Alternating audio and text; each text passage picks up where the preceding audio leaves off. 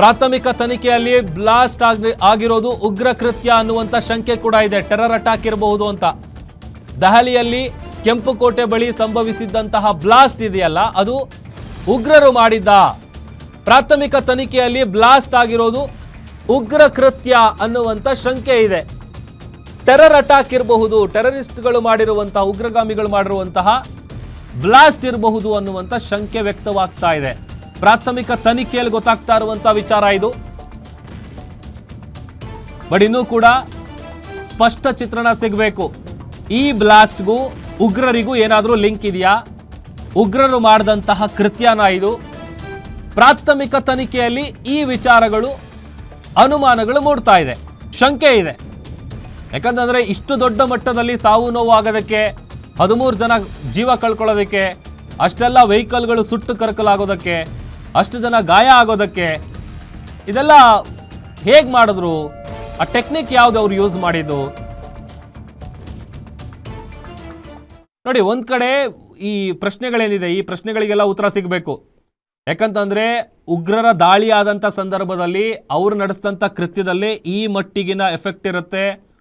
ಅವರು ಪಕ್ಕಾ ಪ್ಲಾನ್ ಮಾಡಿಕೊಂಡು ಇದೇ ರೀತಿಯಾಗಿ ಇಂಥ ಟೈಮಿಗೆ ಇಂಥ ಜಾಗದಲ್ಲೇ ಬ್ಲಾಸ್ಟ್ ಮಾಡಬೇಕು ಅಂತ ಅದು ತಿಂಗಳಾನುಗಟ್ಟಲೆ ಅದಕ್ಕೆ ಪ್ರಿಪೇರ್ ಆಗಿರ್ತಾರೆ. ಯಾವ ಟೈಮಲ್ಲಿ ಬ್ಲಾಸ್ಟ್ ಮಾಡಬೇಕು, ಎಲ್ಲಿ ಬ್ಲಾಸ್ಟ್ ಮಾಡಬೇಕು, ಯಾವ ಜಾಗದಲ್ಲಿ ಜನ ಜಾಸ್ತಿ ಇರ್ತಾರೆ. ಯಾಕಂತಂದರೆ ಟೆರರ್ ಅಟ್ಯಾಕ್ ಆದಂಥ ಸಂದರ್ಭದಲ್ಲಿ ಅಥವಾ ಉಗ್ರರು ಮಾಡಿದಂತಹ ಈ ಕೃತ್ಯಗಳು ಮಾಡಿದಂಥ ಸಂದರ್ಭದಲ್ಲಿ ಅವರು ಪಕ್ಕಾ ಪ್ಲಾನ್ ಮಾಡ್ಕೊಂಡಿರ್ತಾರೆ. ಅದಕ್ಕೆ ಕಾರಣ ಇತ್ತೀಚೆಗೆ ರೀಸೆಂಟಾಗಿ ನಡೆದಂತಹ ಟೆರರ್ ಅಟ್ಯಾಕ್ ಏನು ನಡೀತು, ಕಾಶ್ಮೀರದಲ್ಲಿ ನಡೆದಂತಹ, ಪಹಲ್ಗಾಮ್ನಲ್ಲಿ ನಡೆದಂತಹ ದಾಳಿ ಇದೆಯಲ್ಲ, ಅದು ಕೂಡ ನೋಡಿ ಅವರು ಪಕ್ಕಾ ಪ್ಲಾನ್ ಮಾಡ್ಕೊಂಡು ಬಂದಿದ್ರು, ಕಾಡಲ್ಲೆಲ್ಲ ನುಕ್ಕೊಂಡು ಬಂದಿದ್ರು. ಅದೇ ರೀತಿಯಾಗಿ ಉಗ್ರರು ಆ ಥರದ ಕೃತ್ಯ ಮಾಡಿದ್ರೆ ಅವರು ಪಕ್ಕಾ ಪ್ಲಾನ್ ಮಾಡಿರ್ತಾರೆ. ಮೇಲ್ನೋಟಕ್ಕೆ ಪ್ರಾಥಮಿಕ ತನಿಖೆಯಲ್ಲಿ ಗೊತ್ತಾಗ್ತಾ ಇರೋದು ಉಗ್ರರ ಕೃತ್ಯ ಇರಬಹುದು ಅನ್ನುವಂಥ ಶಂಕೆ ವ್ಯಕ್ತವಾಗ್ತಾ ಇದೆ.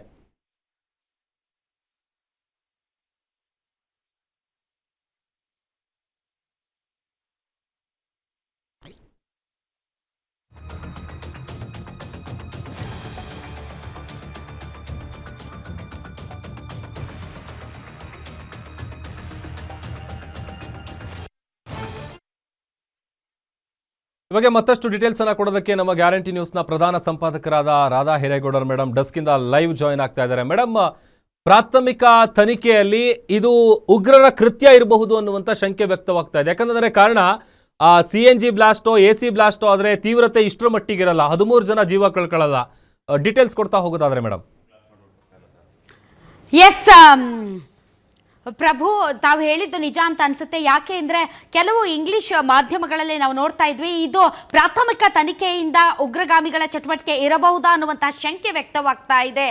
ಯಾಕೆಂದ್ರೆ ಸ್ಫೋಟದ ತೀವ್ರತೆ ತಾವೇ ಹೇಳಿದ ಹಾಗೆ ಇಷ್ಟು ದೊಡ್ಡ ಪ್ರಮಾಣದಲ್ಲಿ ಸುಮಾರು 13 ಜನ ಸಾವನ್ನಪ್ಪಿ 25ಕ್ಕೂ ಹೆಚ್ಚು ಜನ ಗಾಯಾಳುಗಳಾಗ್ತಾರೆ ಅಂತಂದ್ರೆ ಇದು ಕೇವಲ ಗ್ಯಾಸ್ ಸಿಲಿಂಡರ್ ಸ್ಫೋಟ ಅಲ್ಲ, ಅದಕ್ಕೂ ಮೀರಿದ ಸ್ಫೋಟದ ತೀವ್ರತೆ ಇದಕ್ಕೆ ಇದೆ ಅಂತ ತಾವು ಗೊತ್ತಿರಬಹುದು. ಬೆಳಗ್ಗೆಯಿಂದ ಬರ್ತಾ ಇರುವಂತಹ ಸುದ್ದಿಗಳು, ನ್ಯಾಷನಲ್ ಕ್ಯಾಪಿಟಲ್ ರೀಜನ್ NCR ವ್ಯಾಪ್ತಿ ಅಂದ್ರೆ ಫರೀದಾಬಾದ್ನಲ್ಲಿ ಬರೋಬ್ಬರಿ 350 kg ತೂಕದ ಅಮೋನಿಯಂ ನೈಟ್ರೇಟ್ ಅನ್ನ ವಶಪಡಿಸಿಕೊಂಡಿದ್ದಾರೆ. ಜೊತೆಗೆ AK-47 ರೈಫಲ್ ಅನ್ನ, ಅದನ್ನ ನಾವು ಇಡೀ ದೇಶದಲ್ಲಿ ಕೊಂಡಾಡಿದ್ವಿ. ಯಾಕೆಂದ್ರೆ ಮುಂದಾಗಬಹುದಾದಂತಹ ಒಂದು ದೊಡ್ಡ ಭಯೋತ್ಪಾದನಾ ಕೃತ್ಯವನ್ನ ಪೊಲೀಸರು, ಜಮ್ಮು ಕಾಶ್ಮೀರದ ಪೊಲೀಸರ ಸಹಯೋಗದಲ್ಲಿ ವಿಫಲಗೊಳಿಸಿದ್ದಾರೆ ಅಂತ ನಾವೆಲ್ಲರೂ ಕೂಡ ಮಾತಾಡಿದ್ವಿ. ಇದು ನಿಜಕ್ಕೂ ವಿಫಲಗೊಳಿಸಿದ್ರ ಅಥವಾ ಅದರ ಬೆಂಕಿ ಇಲ್ಲಿ ಹೊತ್ತುಕೊಂಡಿತಾ ಅನ್ನೋದರ ಬಗ್ಗೆ ಈಗ ಸಿಕ್ಕಾಪಟ್ಟೆ ಚರ್ಚೆಗಳು ನಡೀತಾ ಇದೆ. ಯಾಕೆ ಅಂದ್ರೆ ತಮಗೆಲ್ಲರಿಗೂ ಗೊತ್ತಿರುವ ಹಾಗೆ ಭಯೋತ್ಪಾದಕ ಒಂದು ಕೃತ್ಯವನ್ನ ವಿಫಲಗೊಳಿಸೋದ್ರಲ್ಲಿ ಪೊಲೀಸರು ಯಶಸ್ವಿಯಾಗಿದ್ದಾರೆ. ಅದು ಕೂಡ ಕೂಗಳತೆ ದೂರದಲ್ಲಿ ಇರುವಂತಹ NCR ಸೆಕ್ಟರ್ ಅಂತ ಏನ್ ಹೇಳ್ತೀವಿ, ಫರೀದಾಬಾದ್ನಲ್ಲಿ ಅಪಾರ ಪ್ರಮಾಣದ ಶಸ್ತ್ರಾಸ್ತ್ರಗಳು ಮತ್ತು ಸ್ಫೋಟಕಗಳನ್ನು ವಶಪಡಿಸಿಕೊಳ್ಳಲಾಯಿತು. ಅದು ಕೂಡ ವೈದ್ಯನ ನಿವಾಸ. ನೀವು ನೋಡಬಹುದು 2011 ಸೆಪ್ಟೆಂಬರ್ 7ನೇ ತಾರೀಕು ದೆಹಲಿಯ ಹೈಕೋರ್ಟ್ನ ಕೂಗಳತೆ ದೂರದಲ್ಲಿ ಇರುವಂತಹ ಗೇಟ್ ನಂಬರ್ 3-4 ಗೊತ್ತಿಲ್ಲ ನನಗೆ, 2011ರಲ್ಲಿ ದೆಹಲಿ ಬ್ಲಾಸ್ಟ್ ಆಯಿತು. ಆಗಲೂ ಕೂಡ ಅದರ ರೂವಾರಿಗಳನ್ನ ಜಮ್ಮು ಕಾಶ್ಮೀರದಲ್ಲಿ ಇಬ್ಬರು ವೈದ್ಯರನ್ನ, ಒಬ್ಬ ಯುನಾನಿ ವೈದ್ಯ, ಇನ್ನೊಬ್ಬ ಮೆಡಿಕಲ್ ವಿದ್ಯಾರ್ಥಿಯನ್ನ ಅರೆಸ್ಟ್ ಮಾಡಲಾಯಿತು. ಇವತ್ತು ಕೂಡ ಫರೀದಾಬಾದ್ನಲ್ಲಿ ಇಬ್ಬರು ವಿದ್ಯಾರ್ಥಿಗಳನ್ನ ಅರೆಸ್ಟ್ ಮಾಡಿದ್ದಾರೆ. ಮೆಡಿಕಲ್ ಪ್ರಾಕ್ಟೀಸ್ ಮಾಡ್ತಾ ಇರುವಂತಹ ವೈದ್ಯರನ್ನ ಅರೆಸ್ಟ್ ಮಾಡಿದ್ದಾರೆ. ಅವರಿಂದ ಅಪಾರ ಪ್ರಮಾಣದ ಶಸ್ತ್ರಾಸ್ತ್ರಗಳು, ಸ್ಫೋಟಕಗಳು ಮತ್ತು 350 kg ಅಮೋನಿಯಂ ನೈಟ್ರೇಟ್ಗಳನ್ನು ಜಪ್ತಿ ಮಾಡಲಾಯಿತು. ಸೊ ಈ ಅಮೋನಿಯಂ ನೈಟ್ರೇಟ್ ತಮ್ಗೆಲ್ರಿಗೂ ಗೊತ್ತಿದೆ, ಬೆಂಗಳೂರು ಬ್ಲಾಸ್ಟ್ ಆದಾಗ ಮಲ್ಯ ಹಾಸ್ಪಿಟಲ್ ಎದುರುಗಡೆ ಇರುವಂಥ ಒಂದು ಸಣ್ಣ ಪಾರ್ಕಲ್ಲಿ ಹಳದಿ ಪೌಡರ್ ರೂಪದಲ್ಲಿ ನಾವೆಲ್ಲ ನೋಡಿದ್ವಿ. ಆವಾಗ ಸಿಕ್ಕಾಪಟ್ಟೆ ದೊಡ್ಡ ಚರ್ಚೆ ಆಯಿತು. ಅಮೋನಿಯಂ ನೈಟ್ರೇಟ್ ಎಲ್ಲೆಲ್ಲಿ ಬೆಳೆಸ್ತಾರೆ, ನಿಜಕ್ಕೂ ಕೂಡ ಇದು ಈಸಿ ಅವೈಲೇಬಲ್ ಇದೆಯಾ, ಅಮೋನಿಯಂ ನೈಟ್ರೇಟ್ ಮೂಲಕ ಬಾಂಬನ್ನು ತಯಾರಿಸಬಹುದು ಮತ್ತು ಅದರ ತೀವ್ರತೆಯು ಕೂಡ ತುಂಬ ದೊಡ್ಡ ಪ್ರಮಾಣದಲ್ಲಿ ಇರಬಹುದು. ಹೀಗಾಗಿ ಅಮೋನಿಯಂ ನೈಟ್ರೇಟ್ ಏನಿದೆ ಅದು ಜನರ ಕೈಗೆ ಈಸಿಯಾಗಿ ಸಿಗದೆ ಇರೋ ಥರ ಮಾಡಬೇಕು ಅಂತ ಕಟ್ಟುನಿಟ್ಟಿನ ಕ್ರಮಗಳನ್ನು ಕೈಗೊಂಡ್ರು. ಈ ಬೈರುತ್ ಏನು ಸ್ಫೋಟ ಆಗುತ್ತೆ, ಬೈರುತ್ ಸ್ಫೋಟ ನಂತರ ಕೇಂದ್ರ ಸರ್ಕಾರ ಕಟ್ಟುನಿಟ್ಟಿನ ಕ್ರಮ ಕೈಗೊಂಡಿತ್ತು. ಸೊ 350 kg ಭಾರಿ ಪ್ರಮಾಣದ ಅಮೋನಿಯಂ ನೈಟ್ರೇಟನ್ನು ಇವತ್ತು ಏನು ಫರೀದಾಬಾದ್ನಲ್ಲಿ ಇಬ್ಬರು ವೈದ್ಯರನ್ನು ಬಂಧಿಸಲಾಯಿತು, ಅವರ ಬಳಿ ವಶಪಡಿಸಿಕೊಳ್ಳಲಾಯಿತು. ಆ ಘಟನೆಗೂ ಮತ್ತು ಇವತ್ತು ದೆಹಲಿಯಲ್ಲಿ ನಡೆದಿರುವಂತಹ ಈ ಘಟನೆಗೂ ಎಲ್ಲ ಒಂದು ಕಡೆ ಲಿಂಕ್ ಇದೆ ಅಂತ ಹೇಳಲಾಗ್ತಾ ಇದೆ. ಯಾಕೆ ಅಂತಂದರೆ ಈಗ ಏನು ಕಾರ್ ಬ್ಲಾಸ್ಟ್ ಆಗಿದೆ, ಆ ಕಾರ್ ಬ್ಲಾಸ್ಟ್ ಆಗಿರುವಂತಹ ಕಾರ್ ಏನಿದೆ ಅದು ಹರಿಯಾಣದ ರಿಜಿಸ್ಟ್ರೇಷನ್ ಇರುವಂಥದ್ದು ಮತ್ತು ಈಗಾಗಲೇ ಆ ಕಾರ್ನ ಮಾಲೀಕರು ಯಾರು ಅನ್ನೋದನ್ನ ಕೂಡ ಪತ್ತೆ ಹಚ್ಚಲಾಗಿದೆ. ಕಾರ್ನ ಮಾಲೀಕ ಸಲೀಂ ಅಂತ ಹೇಳಲಾಗ್ತಾ ಇದೆ. ಸಲೀಮನ್ನು ಈಗಾಗಲೇ ವಶಪಡಿಸಿಕೊಳ್ಳಲಾಗಿದೆ ಮತ್ತು ಆತನನ್ನು ವಿಚಾರಣೆಗೆ ಒಳಪಡಿಸಿದಂಥ ಸಂದರ್ಭದಲ್ಲಿ ಆತ ಹೇಳಿರೋದು ಈ ಕಾರನ್ನು ನಾನು ಮಾರಿದ್ದೀನಿ ಅಂತ. ಸೊ ಹರಿಯಾಣ ರಿಜಿಸ್ಟ್ರೇಷನ್ ಇರುವಂಥದ್ದು ಮತ್ತು ಆ ಹರಿಯಾಣದಲ್ಲೇ ಇಬ್ಬರು ವೈದ್ಯರನ್ನ ಅವರನ್ನ ಬಂಧಿಸಿ ಸುಮಾರು 350 kg ಅಮೋನಿಯಂ ನೈಟ್ರೇಟ್ ಸೇರಿದಂತೆ AK-47 ಬಹಳಷ್ಟು ಮಾಡ್ಯೂಲ್ಗಳನ್ನು ಅಲ್ಲಿ ಜಪ್ತಿ ಮಾಡಿರೋದು. ಇವೆಲ್ಲವೂ ಕೂಡ ಒಂದಕ್ಕೊಂದು ಇಂಟರ್ಲಿಂಕ್ ಇರಬಹುದಾ ಅಂತ ಹೇಳಲಾಗ್ತಾ ಇದೆ. I-20 car just slow moving ಇತ್ತು, ರೆಡ್ ಲೈಟ್ ಬೀಳ್ತಾ ಇದ್ದ ಹಾಗೆ ಅದು ಬ್ಲಾಸ್ಟ್ ಆಯಿತು. ಬ್ಲಾಸ್ಟ್ನ ತೀವ್ರತೆಗೆ ಆ ಕಾರ್ನಲ್ಲೇ ಮೂವರು ಇದ್ರು ಅಂತ ಹೇಳಲಾಗ್ತಾ ಇದೆ ಮತ್ತು ಅದರ ಸುತ್ತಮುತ್ತ ಇರುವಂಥ ಪಾಪ ಬೀದಿ ಬದಿ ವ್ಯಾಪಾರಿಗಳು ಸಾವನ್ನಪ್ಪಿದ್ದಾರೆ. ಈಗಾಗಲೇ ಮೃತರಲ್ಲಿ ಹಲವರ ಗುರುತನ್ನು ಪತ್ತೆ ಹಚ್ಚಲಾಗಿದೆ ಮತ್ತು ಗಾಯಾಳುಗಳ ಗುರುತನ್ನು ಪತ್ತೆ ಹಚ್ಚಲಾಗಿದೆ. ಉತ್ತರಾಖಂಡ್ಗೆ ಸೇರಿದಂಥ ಒಬ್ಬ ವ್ಯಕ್ತಿ ಮತ್ತು ಉತ್ತರ ಪ್ರದೇಶದ 4 ವ್ಯಕ್ತಿಗಳು ಗಾಯಾಳುಗಳು ಅಂತ ಹೇಳಲಾಗ್ತಾ ಇದೆ. ಅವರೆಲ್ಲರೂ ಕೂಡ ಬೀದಿ ಬದಿ ವ್ಯಾಪಾರಿಗಳು. ದೆಹಲಿಯಲ್ಲಿ ಬೀದಿ ಬದಿ ಏನು ಕೆಂಪು ಕೋಟೆ ಇದೆ ಅಥವಾ ಆ ಟೂರಿಸಂ ಪ್ಲೇಸ್ ಏನಿದೆ ಅಲ್ಲಿ ಬಹಳಷ್ಟು ಬೀದಿ ಬದಿ ವ್ಯಾಪಾರಿಗಳು ಯಾರಿದ್ರೋ ಅವರೇ ಮೃತಪಟ್ಟಿರೋದು ಮತ್ತು ಅವರೇ ಗಾಯಾಳುಗಳಾಗಿರೋದು. ಇನ್ನೊಬ್ಬ ವ್ಯಕ್ತಿಯನ್ನ ಈಗಾಗಲೇ ಗುರುತು ಪತ್ತೆ ಹಚ್ಚಲಾಗಿದೆ. ಮೃತರ ಗುರುತು ಅಶೋಕ್ ಅಂತ. ಸೊ ಒಟ್ಟಾರೆ ಈ ಒಂದು ಘಟನೆ ಏನಿದೆ ಇದು ಇಡೀ ದೇಶದಲ್ಲೇ ತಲ್ಲಣವನ್ನು ಸೃಷ್ಟಿಸಿದೆ ಅಂತ ಹೇಳ್ಬೋದು. ಯಾಕೆ ಅಂದರೆ ಹೈಯೆಸ್ಟ್ ಸೆಕ್ಯೂರಿಟಿ ಝೋನ್ ಇದು ಕೆಂಪುಕೋಟೆ. 1947 ಆಗಸ್ಟ್ 15ರಲ್ಲಿ ಸ್ವತಂತ್ರ ಭಾರತದ ಮೊದಲ ರಾಷ್ಟ್ರಧ್ವಜ ಹಾರಿಸಿದಂಥ ಕೆಂಪುಕೋಟೆ ಅದು ವಿಶ್ವ ಪಾರಂಪರಿಕ ತಾಣ ಅಂತ ಕೂಡ ಹೇಳ್ತಾರೆ.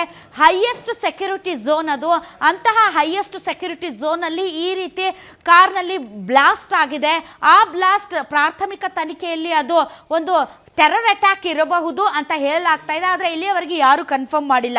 ಘಟನಾ ಸ್ಥಳಕ್ಕೆ ಅಮಿತ್ ಶಾ ಅವರು ಭೇಟಿ ಕೊಟ್ಟರು, ಅಲ್ಲಿ ಅಧಿಕಾರಿಗಳ ಜೊತೆ ಮಾತುಕತೆ ನಡೆಸಿದ್ರು, ಆಸ್ಪತ್ರೆಗೆ ಹೋದರು, ಗಾಯಾಳುಗಳನ್ನು ಕೂಡ ಭೇಟಿ ಮಾಡಿದರು. ಈಗ ಯಾವುದೇ ಕ್ಷಣದಲ್ಲಾದರೂ ಪ್ರಧಾನಿ ಮೋದಿ ಅವರು ಆ ಒಂದು ಘಟನಾ ಸ್ಥಳಕ್ಕೆ ಬರುವಂತಹ ಸಾಧ್ಯತೆ ಇದೆ. ಆದರೆ ಯಾರೂ ಕೂಡ ಈ ಸ್ಫೋಟ ಯಾಕೆ ಸಂಭವಿಸಿದೆ, ಇದಕ್ಕೆ ಕಾರಣ ಏನು, ಅಥವಾ ಇದೇನು ಗ್ಯಾಸ್ ಸಿಲಿಂಡರ್ ಸ್ಫೋಟನ ಅಥವಾ ಇದು ಒಂದು ಭಯೋತ್ಪಾದಕ ಕೃತ್ಯನ ಅನ್ನೋದರ ಬಗ್ಗೆ ಯಾರೂ ಕೂಡ ಬಾಯಿ ಬಿಡ್ತಾ ಇಲ್ಲ. ತನಿಖೆ ಮಾಡ್ತಾ ಇದ್ವಿ, ತನಿಖೆಯ ನಂತರ ನಾವು ಹೇಳ್ತೀವಿ ಅಂತ ಹೇಳ್ತಾ ಇದ್ದಾರೆ. ಈ ಮಧ್ಯೆ ಹರಿಯಾಣದ ರಿಜಿಸ್ಟ್ರೇಷನ್ ಕಾರ್ ಆದ್ದರಿಂದ ಮತ್ತು ಹರಿಯಾಣದಲ್ಲಿ ಈಗಾಗಲೇ ಅಮೋನಿಯಂ ನೈಟ್ರೇಟ್ ಭಾರಿ ಪ್ರಮಾಣದಲ್ಲಿ ಪತ್ತೆಯಾಗಿದ್ದು ಇಬ್ಬರು ವೈದ್ಯರನ್ನ ಬಂಧನಕ್ಕೆ ಒಳಪಡಿಸಲಾಗಿದೆ. ಅವರಿಗೆ ಜೈಷ್ ಎ ಮೊಹಮ್ಮದ್ ಸೇರಿದಂತೆ ಯಾವುದ್ಯಾವುದೋ ಈ ಕೋತಿ ಸಂಘಟನೆಗಳ ಜೊತೆಗೆ ಲಿಂಕ್ ಇದೆ ಅನ್ನೋ ಕಾರಣಕ್ಕೆ. ಸೊ ಆ ಒಂದು ಜಾಡನ್ನು ಹಿಡಿದು ಈಗಾಗಲೇ 3 ತಂಡಗಳಾಗಿ ಹರಿಯಾಣಗೆ ಪೊಲೀಸರು ಹೋಗಿದ್ದಾರೆ. ಹರಿಯಾಣ ಪೊಲೀಸರ ಸಹಕಾರದೊಂದಿಗೆ ಈ ಇಡೀ ದುಷ್ಕೃತ್ಯವನ್ನು ಭೇದಿಸೋದಕ್ಕೆ ಬೇಕಾದಂತಹ ಎಲ್ಲ ರೀತಿಯಾದಂತಹ ತನಿಖೆಯನ್ನು ಮಾಡೋದಕ್ಕೆ ಪೊಲೀಸರು ರೆಡಿ ಆಗಿದ್ದಾರೆ. ಮತ್ತೊಂದು ಕಡೆ ಡಾಗ್ ಸ್ಕ್ವಾಡ್ ಆಗಿರ್ಬೋದು, ಫೊರೆನ್ಸಿಕ್ ಎಕ್ಸ್ಪರ್ಟ್ಸ್ ಆಗಿರ್ಬೋದು ಮತ್ತು ಬಹಳಷ್ಟು ತನಿಖಾ ತಂಡಗಳು ಘಟನಾ ಸ್ಥಳದಲ್ಲೇ ಇವೆ. ಘಟನಾ ಸ್ಥಳವನ್ನು ಸಂಪೂರ್ಣವಾಗಿ ಅಲ್ಲಿ ಸೀಸ್ ಮಾಡಲಾಗಿದೆ. ಬಹಳ ಕೂಲಂಕುಷವಾಗಿ ಅಲ್ಲಿ ತನಿಖೆ ಮಾಡಲಾಗ್ತಾ ಇದೆ. ವೆದರ್ ಇಲ್ಲಿ ಏನಾದರೂ ಬಾಂಬ್ ಏನಾದರೂ ಬ್ಲಾಸ್ಟ್ ಆಗಿದೆಯಾ, ಹಾಗಾದರೆ ಈ ಬಾಂಬ್ ಬ್ಲಾಸ್ಟ್ ನಾವು 2011ರಲ್ಲಿ ಇದೇ ರೀತಿ ಬ್ಲಾಸ್ಟ್ ಆಗಿತ್ತು ಹೈಕೋರ್ಟ್ ಬಳಿಯಲ್ಲಿ ದೆಹಲಿಯಲ್ಲಿ 2011 ಸೆಪ್ಟೆಂಬರ್ 7ನೇ ತಾರೀಕು. ಆಗ ಬ್ರೀಫ್ ಕೇಸ್ ಸೂಟ್ ಕೇಸಲ್ಲಿ ಬಾಂಬ್ ಬಿಟ್ಟಿದ್ರು. ಸೊ ಸೂಟ್ ಕೇಸಲ್ಲಿ ಬಾಂಬ್ ಬಿಡೋದು, ಟಿಫನ್ ಕ್ಯಾರಿಯರಲ್ಲಿ ಬಾಂಬ್ ಬಿಡೋದು, ಸೈಕಲಲ್ಲಿ ಹೊತ್ಕೊಂಡು ಹೋಗೋದು, ಕಾರಲ್ಲಿ ಹೊತ್ಕೊಂಡು ಹೋಗೋದು, ಇವೆಲ್ಲ ಟ್ರೆಡಿಷ್ನಲ್ ಆಗಿ ಈ ಥರ ಉಗ್ರಗಾಮಿ ಸಂಘಟನೆಗಳು ಮಾಡ್ಕೊಂಡು ಬಂದಿರೋದು.